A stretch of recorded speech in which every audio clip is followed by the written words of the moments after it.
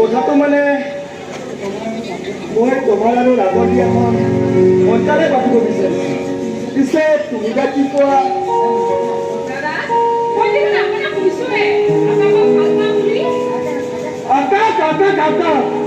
আকাশৰ বাহিৰে আৰু আন তাৰ কথা ভাবিব নোৱাৰা। মোৰ কথা তুমি আকাশক পাহৰি যোৱা। এইটো মোৰ শেষ কথা।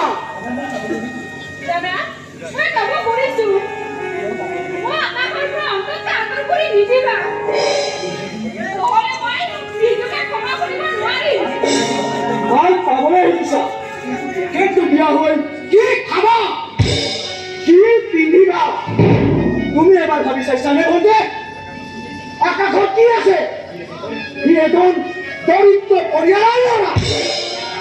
আকাশৰ এমাহৰ ইনকাম তোমাৰ এদিনৰ খৰচ। তুমি এবাৰ ভাবি চাইছানে ভণ্টি?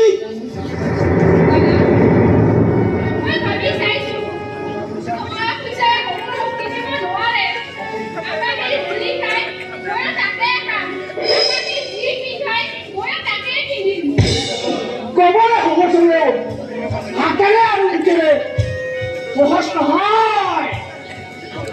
এয়াৰ বহু পাৰ্থক্য আছে।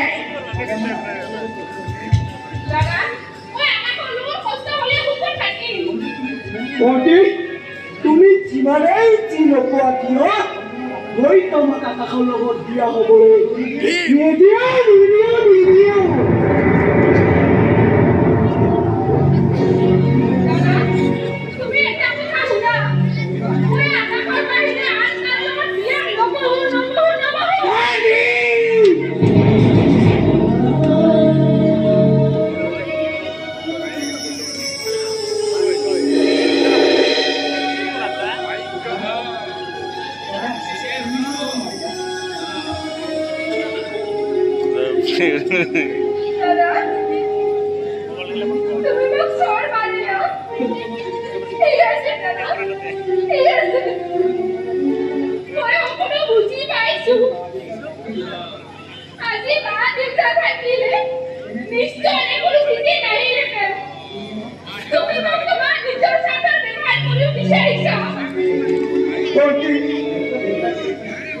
দেউতা কেনেকে ঢুকাইছিল তুমি কিবা জানা?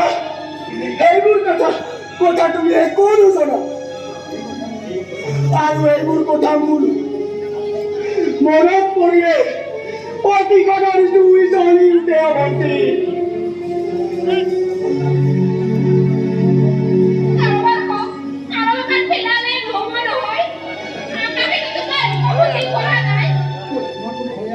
মোৰ কোনো তলে মায়ে নাই।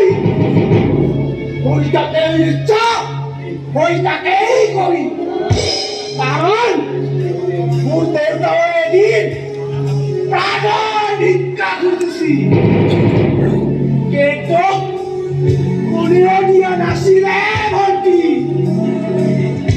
এদিন ৰাস্তাত এক্সিডেণ্ট কৰি মাৰি থৈ গৈছিল ভণ্টি। ময়ো কাকো ক্ষমা নকৰো। আৰু যিয়েই মোৰ লগত শত্ৰুতা কৰিব তাকেই মই সাক্ষাৎ কৰিম।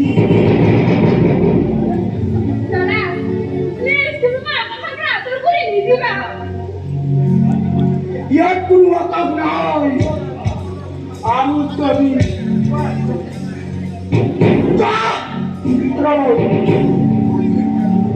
আজিৰ পৰা তুমি ওলাব নোৱাৰা। আৰু আকাশ তোমাকো মই চাই লওঁ।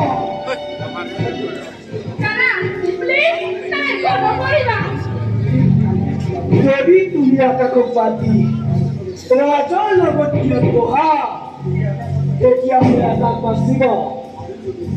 আৰু যদি কেনেৰাকে খেলি মেলি কৰা চাফা কৰি দিম। চাফা